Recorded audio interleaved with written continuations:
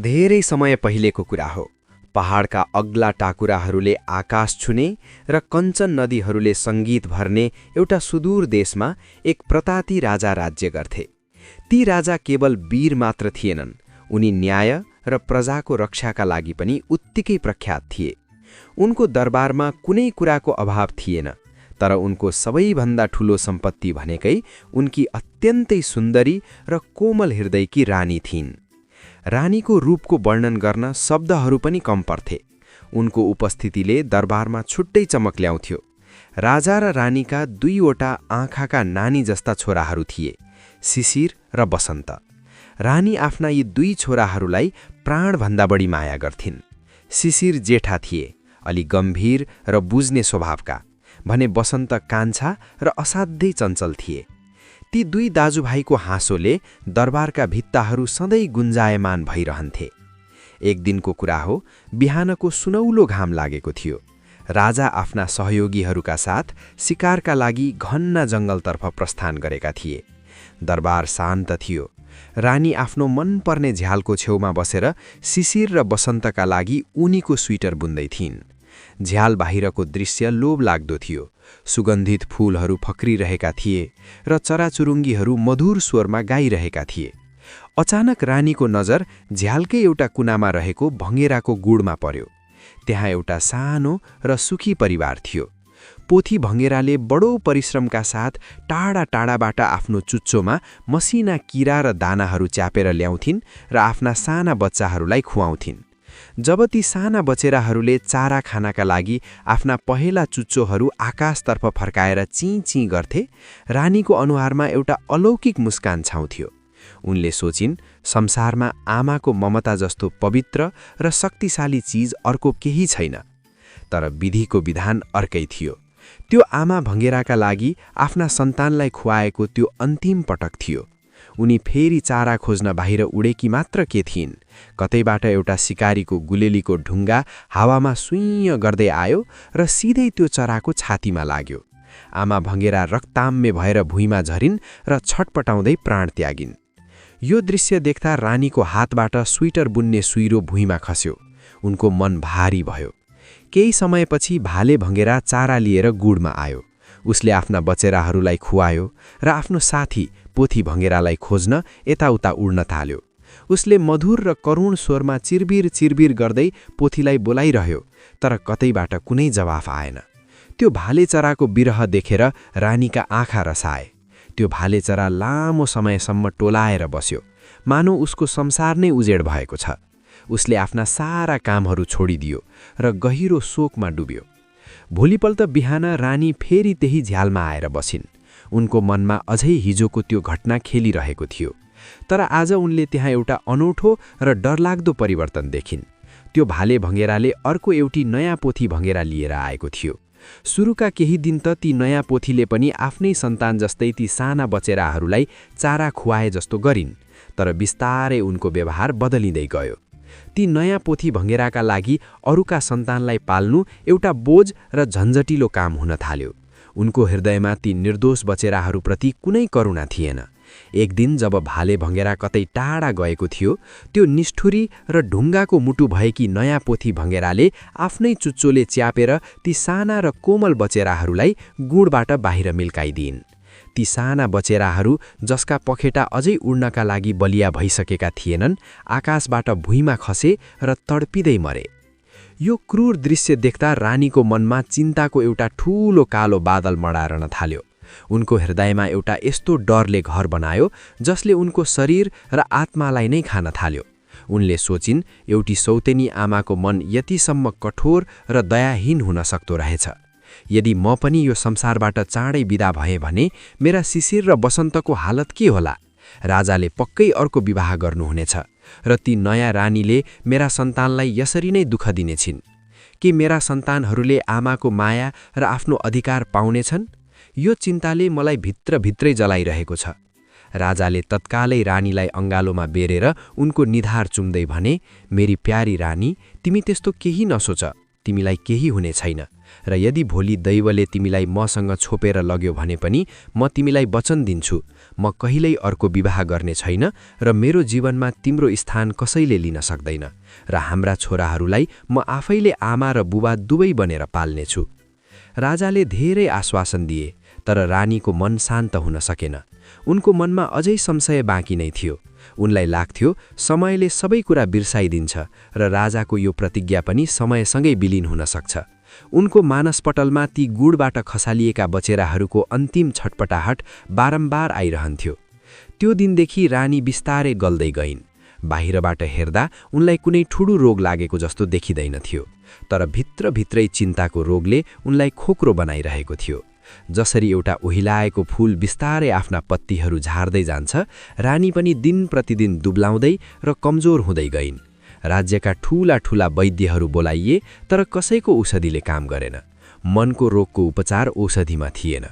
अन्ततः जब सूर्य अस्ताउँदै थियो, रानीले आफ्ना दुई छोराहरू शिशिर र बसन्तलाई अन्तिम पटक हेरिन् र राजाको हात समातेर आँखा चिम्लिन्। उनले यो संसार छोडिन्, तर आफ्नो पछाडि छोराहरूको भविष्यप्रतिको त्यो भयानक डर र चिन्ताको बिउ छोडेर गइन्। कोशी राज्यमा शोकको लहर छायो र ती दुई राजकुमारहरूको जीवनको सबैभन्दा ठूलो ढाल सधैँको लागि ढल्यो। रानी मायाको निधनपछि सारा राज्य शोकको सागरमा डुब्यो। दरबारका झ्याल ढोकाहरू महिनौसम्म बन्द रहे। चलाचुरुङ्गीले गाउन छोडे र कोशी नदीको पानी पनि शान्त भएर बग्न थाल्यो। राजा विराटले कैयौं रातहरू रानीको यादमा अनिदै बिताए। उनले आफ्नो मनमा दृढ संकल्प गरेका थिए, म कहिल्यै अर्को विवाह गर्ने छैन, मेरा छोराहरूका लागि म नै आमा बन्नेछु। तर समय एउटा यस्तो नदी हो जसले बिस्तारै घाउहरूमा खाटा बसाल्छ र मानिसको स्मृतिलाई धमिलो बनाइदिन्छ। केही महिना बित्न नपाउँदै दरबारका मन्त्री र भारदारहरूले राजालाई घेर्न थाले। उनीहरूले भने, महाराज, एउटा रित्तै सिंहासन र रानी बिनाको दरबार अपूर्ण हुन्छ। राज्यको भविष्य र परम्पराका लागि पनि तपाईले गृहस्थी सम्हाल्नुपर्छ। एउटी रानी बिनाको राजाको शक्ति अधुरो रहन्छ। सुरुमा राजाले इन्कार गरे, तर मन्त्रीहरूको निरन्तरको दबाव र आफ्नै एक्लोपनले गर्दा उनी बिस्तारै गले। अन्ततः उनले मृत रानी मायालाई दिएको त्यो पवित्र वचन तोडिदिए। छिमेकी राज्यकी एक सुन्दरी राजकुमारीलाई नयाँ रानीका रूपमा भित्र्याइयो। सुरुका केही दिन त नयाँ रानीले आफूलाई संसारकै सबैभन्दा दयालु आमाका रूपमा प्रस्तुत गरिन्। उनले शिशिर र बसन्तलाई काखमा राख्ने, उनीहरूका कपाल सुमसुम्याउने र राजाको अगाडि उनीहरूलाई निकै माया गरेको नाटक गरिन्। तर त्यो सबै केवल एउटा मुखुण्डो थियो। भित्रभित्रै उनको मनमा सौतेनी आमाको त्यो विशालु भावनाले जरा गाडिसकेको थियो। उनलाई राजकुमारहरूको हाँसो सुन्दा पनि आफ्नै कानमा तातो तेल खन्याए जस्तो हुन्थ्यो। उनले सोच्थिन्, यी दुई बाँकी रहन्जेल म यो राज्यको पूर्ण मालिक हुन सक्दिन। एक दिनको कुरा हो, शिशिर र बसन्त दरबारको बगैँचामा सुनौला रङको बलले खेलिरहेका थिए। उनीहरू खेलमा यति मग्न थिए कि उनीहरूलाई वरिपरिको होस थिएन। त्यही बेला रानी आफ्नो कोठामा झ्यालको छेउमा बसेर श्रृङ्गार गर्दै थिइन्। उनी आफ्नो जादुई ऐना अगाडि बसेर ओठ र आँखा सजाउँदै थिइन्। अचानक बसन्तले हानेको बल हुत्तिएर झ्यालबाट सिधै रानीको कोठाभित्र पस्यो। त्यो बलले रानीको हातमा रहेको ऐनालाई ठक्कर दियो र ऐना भुइँमा झरेर टुक्रा टुक्रा भयो। ऐना मात्र होइन, टेबलमा राखिएका महँगा लिपस्टिक, काजल र पाउडरका डिब्बाहरू यताउता छरिए। रानीको अनुहारमा पाउडर लतपतियो। यी बादरहरू! रानी रिसले काप्दै चिच्याइन्। उनले त्यो बललाई झम्टेर आफ्नो काखमा लुकाइन्। अब हेर, म यो बल कसरी फिर्ता गर्छु। केही बेरमा बसन्त हस्याङ फ्यास्याङ गर्दै रानीको कोठामा पुगे। उनले डराउँदै भने, आमा, हाम्रो बल झुक्किएर भित्र आएछ। हाम्रो नियत तपाईलाई दुःख दिने थिएन। कृपया हामीलाई माफ गरिदिनुहोस् र हाम्रो बल फिर्ता दिनुहोस्। रानीका आँखा रिसले राहता भए। उनले कठोर स्वरमा भनिन्, मैले तिमीहरूलाई आफ्नै सन्तान झैं माया गरेँ, तर तिमीहरूले मलाई शत्रु झैं व्यवहार गर्यौ। यो बलले मलाई प्रहार गर्ने तिम्रो हिम्मत कसरी भयो? जाऊ यहाँबाट, म यो बल कहिल्यै दिने छैन। बसन्तको अनुहार पहेँलो भयो। उनी रुन्चे अनुहार लगाउँदै दाजु शिशिर कहाँ गए र भने, दाइ, आमा त असाध्यै रिसाउनु भएको छ, उहाँले हाम्रो बल दिनुहुन्न रे। शिशिरको स्वभाव अलि ओजपूर्ण र निडर थियो। उनी आफ्ना भाइको आँसु देख्न सक्दैन थिए। उनी सिधै रानीको कोठामा गए र शान्त तर दृढ स्वरमा भने, आमा, एउटा सानो खेलौनाका लागि यति धेरै रिस गर्नु राम्रो होइन। खेलमा यस्ता गल्ती भइरहन्छन्, कृपया बल दिनुहोस्। तर रानी झन बढी जिद्दी भइन्। उनले शिशिरलाई अपशब्द भन्न थालिन्। शिशिरले देख्न सकेनन् कि रानी जानी जानी एउटा सानो कुरालाई पहाड बनाउँदैछिन्। अन्ततः शिशिरले अघि बढेर रानीको काखबाट बल थुते र भाइलाई लिएर त्यहाँबाट बाहिर निस्के। यो घटनाले रानीको अहङ्कारमा ठूलो चोट पुग्यो। उनले यसलाई एउटा ठूलो षड्यन्त्रको रूपमा प्रयोग गर्ने निधो गरिन्। उनले आफ्नो श्रृङ्गार बिगारिन्, कपाल भद्रगोल पारिन्, लुगाहरू यताउता तानिन् र कोठाको ढोका थुनेर डाको छोडेर रुन थालिन्। साँझमा जब राजा विराट दरबार फर्किए, उनले रानीको कोठा बन्द देखे। भित्रबाट रानीको रोएको आवाज आइरहेको थियो।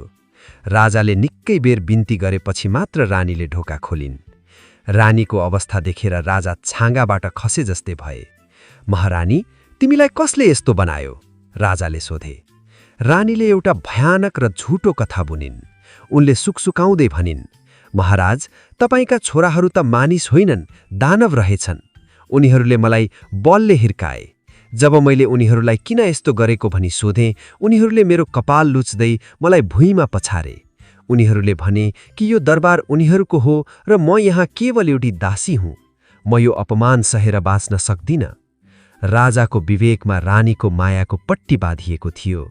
उनले आफ्ना छोराहरूको असल चरित्रलाई बिर्सेर रानीको झुटो आँसुमा विश्वास गरे। राजाको रगत उम्लियो। उनले गर्जिँदै भने, ती अधर्मीहरूले यस्तो साहस गरे? भन रानी, तिमी उनीहरूलाई कस्तो सजाय दिन चाहन्छौ? म अहिले पूरा गर्नेछु। रानीले यही मौका पर्खिरहेकी थिइन्। उनले राजालाई उनको पुरानो वचन याद दिलाउँदै भनिन्, यदि तपाईँ साँच्चै मलाई न्याय दिन चाहनुहुन्छ भने आफ्ना सिपाहीहरूलाई आदेश दिनुहोस्, ती राजकुमारहरूलाई घना जङ्गलमा लिएर जाउन्। उनीहरूको छाती चिरेर मुटु निकालुन् र त्यो मुटु मेरो अगाडि ल्याएर राखुन्। तब मात्र मेरो आत्माले शान्ति पाउनेछ। यो माग सुनेर राजाको खुट्टामुनिको जमिन भासे जस्तै भयो। एकातिर आफ्ना प्राणभन्दा प्यारा सन्तान थिए, अर्कोतिर रानीलाई दिएको वचन। उनी धर्मसङ्कटको यस्तो जालोमा फसे जहाँबाट निस्कने कुनै बाटो थिएन। उनले धेरै सोचे, तर रानीको मोह र रिसका अगाडि उनको पिताको हृदय पराजित भयो। भोलिपल्ट बिहानै राजाले भारी मनले आफ्ना मन्त्री र जल्लादहरूलाई बोलाएर कठोर स्वरमा आदेश दिए, यी दुई राजकुमारहरूलाई अहिले कालकुटको जङ्गलमा लैजाऊ र उनीहरूको मुटु काटेर लिएर आऊ। मलाई उनीहरूको अनुहार फेरि कहिल्यै देख्नु नपरोस्। दरबारका भित्ताहरू पनि यो अन्याय देखेर थर्किए, तर राजाको आज्ञा अटल थियो। शिशिर र बसन्त, जो आफ्नै संसारमा मस्त थिए, उनीहरूलाई थाहै थिएन कि उनीहरूको आफ्नै बुबाले उनीहरूको मृत्युको वारेन्ट जारी गरिसकेका छन्। राजाको क्रूर आदेश सुनेर मन्त्रीहरूको मुटु काम्यो, तर राजाको आज्ञा नमान्ने साहस कसैमा थिएन। मन्त्रीहरूले मनमनै सोचे, ती निर्दोष राजकुमारहरूलाई मार्ने हात कसको होला र? जसका आँखामा अझै अबोधपन झल्किन्छ, उनीहरूको छाती कसरी चिर्नु? मन्त्रीहरूले एउटा उपाय निकाले। उनीहरूले शिशिर र बसन्तलाई दरबारबाट टाढा एउटा अत्यन्तै घना र डराउनु जङ्गलमा लगे। त्यहाँ उनीहरूले दुईवटा मृग मारे र ती मृगका मुटु निकालेर एउटा भाँडामा राखे। राजकुमारहरूलाई त्यही जङ्गलमा अलपत्र छोडेर उनीहरू मृगको मुटु लिएर दरबार फर्किए।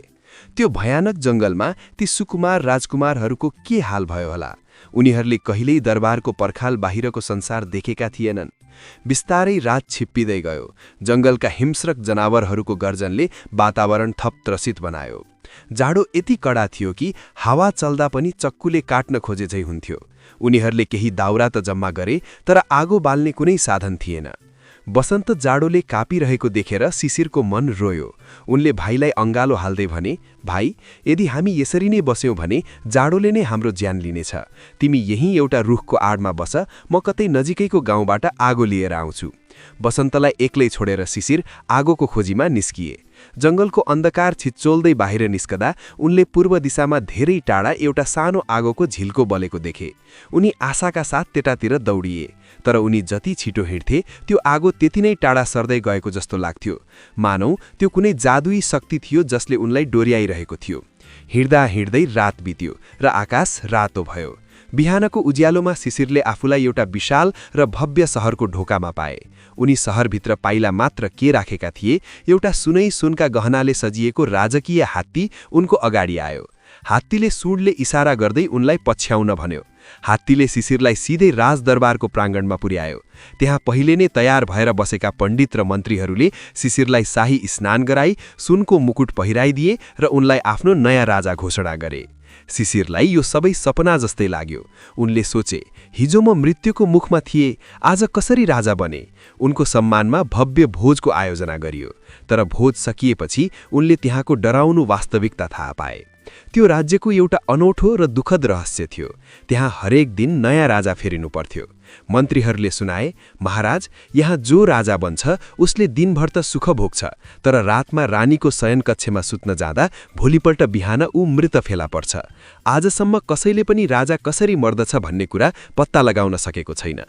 दिन ढल्दै गयो र रातको अन्धकार छायो। शिशिरको मनमा डरको भुमरी चलिरहेको थियो। के म पनि आज मारिनेछु? के मैले आफ्नो भाइलाई फेरि कहिल्यै देख्न पाउने छैन? रातको समय भयो र उनी रानीको कोठामा छिरे। त्यहाँ उनले अत्यन्तै सुन्दरी रानीलाई देखिन्। यति सानो र सुन्दर बालकलाई आफ्नो पतिका रूपमा पाउँदा रानी पनि खुसी भइन्। दुवैले अबेर रातसम्म कुराकानी गरे। बिस्तारै रानीलाई निन्द्राले छोप्यो र उनी गहिरो निन्द्रामा परिन्। शिशिर भने सचेत थिए। उनले रानीलाई ओछ्यानमा सुताए र आफू भने नाङ्गो तरवार हातमा लिएर ढोकातिर ढाड फर्काएर सतर्क भएर बसे। मध्यरात भयो। सारा संसार शान्त थियो। केवल रानीको लामो सासको आवाज मात्र सुनिन्थ्यो। अचानक रानीको नाकको पलेलोबाट एउटा मसिनो धागो जस्तो चीज बाहिर निस्क्यो। शिशिरले आँखा झिमिक्क नगरी हेरिरहे। त्यो सानो धागो जस्तो चीज बिस्तारै ठूलो हुँदै गयो र एउटा विशाल कालो नागमा परिणत भयो। त्यो नाग शिशिरलाई डस्न अगाडि बढ्यो, तर शिशिर डराएनन्। उनले बिजुलीको गतिमा आफ्नो तरवार चलाए र त्यो नागलाई टुक्रा टुक्रा पारिदिए। उनले बुझे अघिल्ला राजाहरूलाई मार्ने अपराधी यही नाग थियो। बाँकी रात उनी अझै केही अनिष्ट हुन्छ कि भनेर जागा नै बसे। भोलिपल्ट बिहान मन्त्रीहरूले फेरि नयाँ राजा खोज्न हात्तीलाई जगाए, किनकि उनीहरूलाई विश्वास थियो कि शिशिर पनि मारिसके। तर अचम्म, हात्ती आफ्नो ठाउँबाट हल्लिएन। मन्त्रीहरूले शोक मनाउँदै शिर मुण्डन गरे र शिशिरको लास उठाउन रानीको कोठामा पुगे। जब उनीहरूले ढोका ढकढक्याए, भित्रबाट शिशिरको आवाज आयो, के बिहान भयो? शिशिर जीवितै भएको खबरले सारा दरबारमा खुसियाली छायो। सबैले थाहा पाए कि राजालाई मार्ने त्यो दुष्ट नागको अन्त्य भएको छ। जनताले शिशिरलाई अमर राजा माने र शहरभरि नाचगान र उत्सव मनाइयो। तर अर्कोतिर बसन्तको अवस्था अत्यन्तै कारुणिक थियो। बसन्त जंगलमा एक्लै दाईको बाटो हेरेर बसिरहेका थिए। उनलाई आशा थियो कि शिशिरले आगो लिएर आउनेछन् र उनीहरू जाडोबाट बस्नेछन्। जाडोले गर्दा उनको कलिलो शरीर काठ जस्तै भइसकेको थियो।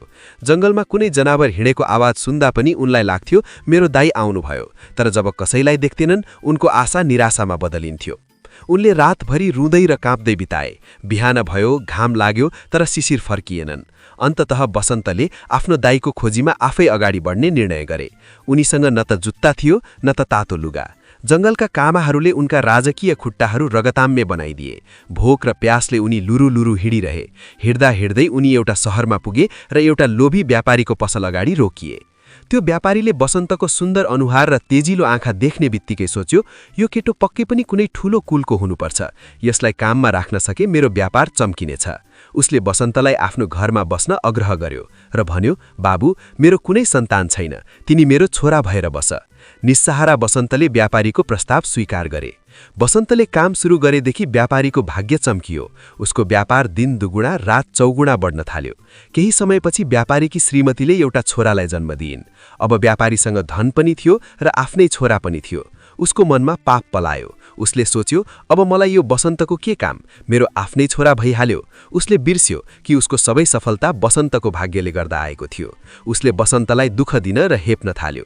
बसन्तले सबै अपमान सहे। उनी आफ्नो मनको पीडा पोख्न कहिलेकाहीँ जङ्गलतिर जान्थे। एक दिन उनी जङ्गलको एउटा एकान्त ठाउँमा बसेर आफ्नो र आफ्नो दाजुको वियोगको कथालाई गीतमा ढालेर गाउन थाले। उनको स्वरमा यति धेरै करुणा र पीडा थियो कि जङ्गलका चराचुरुङ्गीले उड्न छोडे, जनावरहरूले चर्न छोडेर उनको वरिपरि जम्मा भए, हावा पनि स्तब्ध भएर उनको गीत सुन्न थाल्यो। दैवको लीला। त्यही समयमा राजा अर्थात् शिशिर शिकारको लागि त्यही जङ्गलमा आएका थिए। जब उनले त्यो मर्मस्पर्शी गीत सुने, उनको हृदय पग्लियो। उनलाई लाग्यो कि यो आवाज कतै सुनेको जस्तो छ। राजा बिस्तारै नजिकै आवाज आएको दिशातिर अघि बढे। त्यहाँ उनलाई एउटा झुत्रो लुगा लगाएको तर दिव्य तेज भएको बालकलाई गीत गाइरहेको देखे। राजा शिशिरले नजिकै गएर सोधे, बाबु, तिमी को हौ र यति धेरै पीडाले भरिएको गीत किन गाइरहेका छौ? बसन्तले टाउको निहुराएर बिस्तारै भने, महाराज, म त एक अभागी केटो हुँ जसलाई भाग्यले ठगेको छ। तर शिशिरलाई विश्वास लागेन। बसन्तको अनुहारमा एउटा यस्तो शाही चमक थियो जुन साधारण मानिसमा हुँदैन थियो। राजाले उनलाई आफैसँग दरबारमा लगे र राजकुमारकै रूपमा पालनपोषण गरे। जब बसन्त विवाहका लागि योग्य भए, शिशिरले एक शक्तिशाली राजाकी सुपुत्रीसँग उनको विवाह गराइदिए। विवाहपछि केही समय त सुखमा बित्यो, तर बसन्तको मनमा एउटा बोझ थियो। उनले सोचे, त्यो व्यापारीले मलाई सहारा दिएको थियो, म नभनी यहाँ आए, उसले के सोचिरहेको होला? बसन्तले आफ्नो दाइ अर्थात् राजा शिशिरसँग अनुमति लिएर व्यापारीलाई भेट्न जाने निर्णय गरे। राजाले बसन्तलाई धेरै दाइजो, सेवक र उपहारहरू दिएर विदा गरे। बाटोमा जाँदा बसन्तको मनमा एउटा विचार आयो। उनले सोचे, व्यापारी त आफैमा धनी छ, उसलाई यी धन सम्पत्तिको के खाँचो? फेरि उसको सानो घरमा यति धेरै सेवक अटाउने ठाउँ पनि छैन।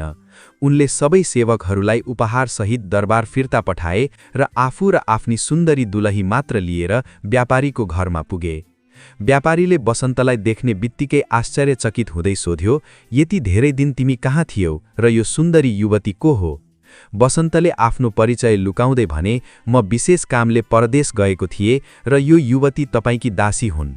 तर त्यो पापी व्यापारीको मनमा बसन्तकी श्रीमतीलाई देख्ने बित्तिकै पाप पलायो। उसले 6वटा सार्कीहरूलाई बोलाएर एउटा बलियो छालाको बोरा सिलाउन लगायो। रातको समयमा जब बसन्त सुतिरहेका थिए, ती सार्कीहरूको मद्दतले बसन्तलाई बोरामा हालेर नदीमा बगाइदियो। उसले बिर्सियो कि उसको सारा ऐश्वर्य बसन्तको पाइलाले गर्दा आएको थियो। लोभले अन्धो बनेको व्यापारीले बसन्तकी श्रीमतीलाई लिएर राजा शिशिरको दरबारमा पुग्यो। उसले सोच्यो, यो सुन्दरीलाई राजालाई बुझाउन सके भने मैले अझ धेरै इनाम पाउनेछु। शिशिरले ती युवतीलाई देखेर उनको सुन्दरताको कदर त गरे, तर उनी एक निष्ठावान र चरित्रवान राजा थिए। उनले ती युवतीलाई आफ्नी बनाउने सोचेनन्, बरु मनमने भने, यो युवती त मेरो हराएको भाइ बसन्तका लागि सुहाउने दुलही हुन्। उनले व्यापारीलाई इनाम दिएर विदा गरे र ती युवतीलाई दरबारमा सम्मानका साथ राखे। त्यसैबेला आफ्नो भाइको खोजीमा राजाले राज्यभरि ढ्याङ्ग्रो पिटाउन लगाए। जसले शिशिर र बसन्तको पूरा कथा सुनाउन सक्छ, उसलाई ठूलो पुरस्कार दिइनेछ। यता नदीको छालले बसन्तलाई बगाउँदै धेरै तल एउटा किनारमा पुर्यायो। त्यहाँ माछा मारिरहेका माझीहरूको समूहले एउटा तैरिरहेको बोरा देखे। उनीहरूले कौतूहलताका साथ बोरा बाहिर निकाले र खोल्दा त्यहाँ एक सुन्दर युवकलाई अचेत अवस्थामा भेटे। माझीहरूमध्ये एक वृद्ध माझीको कुनै सन्तान थिएन। उनले बसन्तलाई आफ्नै छोरा बनाएर घर लगे। बिस्तारै यो खबर माझीको गाउँसम्म पुग्यो कि राजा शिशिर र बसन्तको कथा सुन्न चाहन्छन्। बसन्तले यो सुन्ने बित्तिकै उनी छाँगाबाट खसे झैँ भए। उनले सोचे, राजा किन यो कथा सुन्न चाहन्छन्? के उनी मेरै दाइ त होइनन्? सत्य पत्ता लगाउन उनले दरबारमा खबर पठाए कि उनलाई त्यो कथाको केही अंश थाहा छ। जब बसन्त दरबार पुगेर राजाको अगाडि उभिए, उनले तत्कालै चिने कि ती राजा अरू कोही नभएर आफ्नै दाइ शिशिर हुन्। तर उनले तुरुन्तै आफ्नो परिचय दिएनन्। एउटा गरिब माझीको भेषमा रहेका आफूलाई यति ठूलो राजाको भाइ भन्न उनलाई सङ्कोच लाग्यो। वर्षौंको दुःख, भोक र प्यासले बसन्तको स्वरूप यति बदलिएको थियो कि राजा शिशिरले पनि आफ्नै भाइलाई चिन्न सकेनन्। राजाले सोधे, के तिमीलाई शिशिर र बसन्तको कथा थाहा छ? बसन्तले बिस्तारै भने, महाराज, सबै त होइन, तर जङ्गलमा दाजुभाइ छुट्टिएपछिको बसन्तको कथा म भन्न सक्छु। त्यसो भए भन, राजाले आज्ञा दिए। बसन्तले एउटा शर्त राखे, प्रभु, म कथा त सुनाउँछु, तर तपाईले एउटा वचन दिनुपर्छ। कथा सुन्दा तपाईले आँसु झार्नुहुने छैन। राजाले हुन्छ भने। बसन्तले कथा सुरु गरे। उनले शिशिर र बसन्तको जन्म, आमाको मृत्यु, सौतेनी आमाको अत्याचार, जंगलको बिछोड र त्यो ठण्डी रातमा दाइले आगो लिन जाँदा बसन्तले एक्लै भोगेको पीडाको वर्णन गरे। यो सुन्ने बित्तिकै शिशिरको बाँध फुट्यो, उनका आँखाबाट आँसुका ढिक्का खस्न थाले। बसन्तले भने, महाराज, तपाईले वचन तोड्नुभयो। राजाले आँसु पुस्दै भने, होइन, म रोएको छैन, तिमी भन्दै जाऊ। बसन्तले अगाडि भने, कसरी बसन्तले एउटा राजाकी छोरीसँग विवाह गरे र कसरी त्यो पापी व्यापारीले विश्वासघात गरेर उनलाई बोरामा बाँधेर नदीमा फाल्यो। यो सुन्ने बित्तिकै शिशिर चिच्याएर रुन थाले। उनलाई लाग्यो कि उनको भाइ बसन्त अब यो संसारमा छैन। शिशिरलाई यसरी रोएको देखेर बसन्तको मन पग्लियो। उनले भने, महाराज, विचलित नहुनुहोस्, बसन्त मरेको छैन। राजाले आश्चर्य मान्दै सोधे, के तिमी साँचो भन्दैछौ? के म उसलाई फेरि भेट्न पाउँछु? बसन्तले मुस्कुराउँदै कथाको अन्तिम अंश सुनाए। त्यसपछि बसन्त माझीको घरमा पुगे। त्यहाँ बस्दा उनले थाहा पाए कि राजा आफ्नो कथा सुन्न चाहन्छन्। जब उनी दरबार पुगे र राजाको अगाडि उभिए, उनले थाहा पाए कि ती राजा त उनकै आफ्नै दाइ शिशिर हुन्। कथा सकिने बित्तिकै शिशिर सिंहासनबाट जुरुक्क उठे र बसन्तलाई अंगालो हाले। दाजुभाइको त्यो मिलन देखेर दरबारका सबै मानिसहरूका आँखा रसाए। शिशिरले खुसी हुँदै भने, भाइ, तिम्री दुलही हराएकी छैनन्। त्यो व्यापारीले तिम्री श्रीमतीलाई यहाँ ल्याएको थियो, मैले तिम्रै लागि सुरक्षित राखेको छु। शिशिरले सिपाहीहरूलाई आदेश दिएर ती युवतीलाई बोलाउन लगाए। जब उनले बसन्तलाई देखिन्, उनी रुँदै स्वामी भन्दै उनकहाँ दौडिएर आइन्। आज उनीहरूको खुसीको कुनै सीमा थिएन। अब कुरा आयो त्यो पापी र लोभी व्यापारीको। बसन्त दयालु थिए। उनले सुरुमा व्यापारीले गरेको सहयोगलाई सम्झेर उनलाई माफ गर्न चाहेका थिए। तर व्यापारीको लोभ र क्रूरता यति ठूलो थियो कि उसले बसन्तको ज्यान लिन खोजेको थियो र उनकी श्रीमतीलाई बेच्न खोजेको थियो। राजा शिशिरले त्यो अपराधीलाई कडा सजाय दिए। उसलाई त्यही छालाको बोरामा हालेर नदीमा बगाइदियो, जसरी उसले बसन्तलाई गरेको थियो। यसरी शिशिर र बसन्तको वर्षौंको बिछोड अन्त्य भयो। उनीहरूले आफ्ना बुबाको राज्य कौशिकी पनि फिर्ता लिए र दुवै राज्यमा शान्ति र न्यायको शासन गरे। सौतेनी आमाको षड्यन्त्र र पापीहरूको लोभमाथि अन्ततः दाजुभाइको प्रेम र सत्यको विजय भयो।